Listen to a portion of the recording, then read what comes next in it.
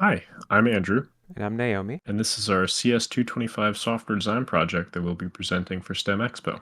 It's a racing game with one human-controlled car and three computer-controlled cars. Our game starts with this player menu where you can select one of four cars. You set your stats with these three sliders, and then you can start the race. Cars travel around the track until they reach their starting position, and each round the car that finishes in last place is eliminated, and the remaining players get 3 stat points to increment their stats with. When the race is over, you're given your ranking, and you have the option to continue to the next round if you were not in last place and thus eliminated.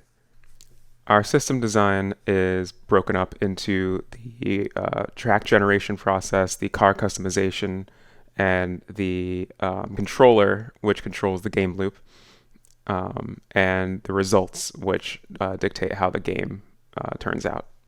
So under the hood, we use a data structure called a linked list, where each node, in our program's case, the turns in the track, hold a reference to the next node in the track. So as our cars travel around and go through each one of these turns, they know where the next turn is because the current turn that they're in holds a reference to the next turn. Whenever a car goes through a turn, its speed is decreased a little bit to simulate, going around a real racetrack. And that amount of speed that's lost is based on its current speed and also the handling stat that you saw in the game. The GUI portion of our system design is passed a list of buttons and sliders by the controller, and this is the menu, and it's used to choose the appearance and define the stats of the player's car. And there are tooltips on each slider, and once all the points in the budget are used, the player can start the race. This is the sidebar that shows all of the cars in the race with the player's car appearing at the top. And these three colored bars indicate the stats of each car, so you can see how you compare to your opponents.